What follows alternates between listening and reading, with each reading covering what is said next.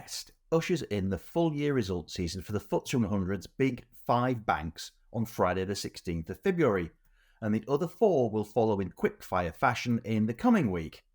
Barclays will be first up to the plate on Tuesday the 20th of February, and then, in order, investors will get to study the results, outlook statements and cash returns from HSBC on the 21st, Lloyds on the 22nd, and Standard Chartered on Friday the 23rd.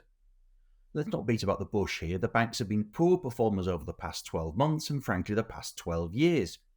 The FTSE All-Share Banks Index, which will be dominated by this quintet, is down by 10% over the past year, slightly worse than a 4% drop in the FTSE All-Share itself. But worse, the FTSE All-Share Banks Index is no higher than it was in spring 2009, just as the world was staggering out of the great financial crisis, and that index currently languishes 70% below its all-time high that was reached during the go-go days of early 2007. This poor showing comes back to several possible factors, including, in no particular order, the need to repair the damage after the crisis by shrinking themselves back to health and taking less risk, tighter regulation and the costs associated with the PPI scandal, competition from fintech rivals, and in some cases subscale investment banks and their struggles in torpid UK equity markets, and also the margin-crushing impact of record low interest rates. However, for all of that, do note that the big 5 FTSE 100 banks are going to generate record annual pre-tax profits between them in 2023, at least if analysts forecast are anything like accurate, and possibly even if they're not.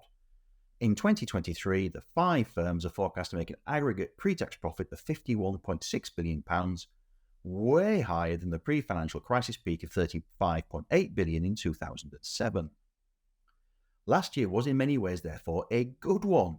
No major scandals to force compensation payments, fatter net interest margins after a series of interest rate rises from central banks, and no recession, so no major increase in bad loans, and all out of that lot coupled with good cost control. However, analysts do seem to think that this may be as good as it gets, at least in the short term, because aggregate pre-tax profits are seen coming in flat to down in 2024 and 2025. The number crunchers also believe that their total profits in the fourth quarter of 2023 will be less than the sum earned in the final 3 months of 2022 at £7.7 billion in total versus £9.1 billion.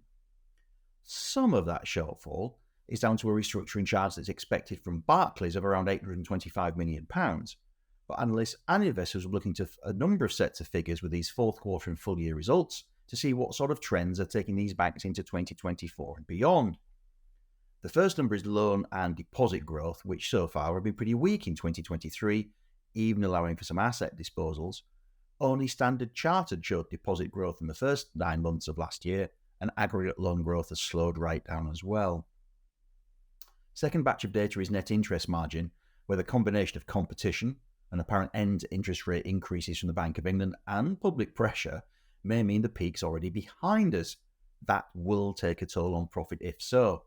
In the third quarter, net interest income across the big 5 was £18.1 billion, down from a peak of £19.9 billion in the fourth quarter of 2022.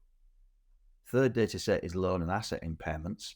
The fourth and final quarter tends to be when the banks clean house, and it usually sees the highest impairments of any quarter in the year. The benchmark here is the £2.9 billion in losses booked in the fourth quarter of 2022.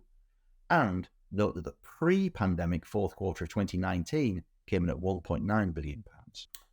After that, analysts will look to litigation and conduct costs. They have been modest of late, but it will be interesting to see any of the big lenders refer to the Financial Conduct Authority's investigation into discretionary commission arrangements, or DCA, in the car financing market. Lloyds in particular is a major player in car financing. Finally, attention will switch to cash returns. Each of Barclays, HSBC, Lloyds and Standard Chartered is expected to pay a higher dividend in 2023 than in 2022, and to again increase their payments in 2024, when HSBC is also seen offering a special dividend of 21 cents a share once the sale of its Canadian operation closes. Total ordinary dividends from the Big Five are forecast to have reached £11.7 billion in 2023, still below 2018 levels and also below 2007's pre-crisis high of £13.3 billion. although the estimates from analysts do suggest a new peak could be set in 2024. Note also that all 5 FTSE 100 banks ran share buyback programmes in 2023, with a total value estimated to be £13 billion, second only in the sector rankings to oil and gas last year. Shareholders will doubtless be looking to see if these bumper returns are maintained in 2024. Estimated dividends and buybacks combined worth £24.7 billion last year equated to around 12% of the 5 banks' aggregate market capitalisation as I sit here. Thank you for watching. I hope you're all in good health and good spirits, and I look forward to seeing you next time.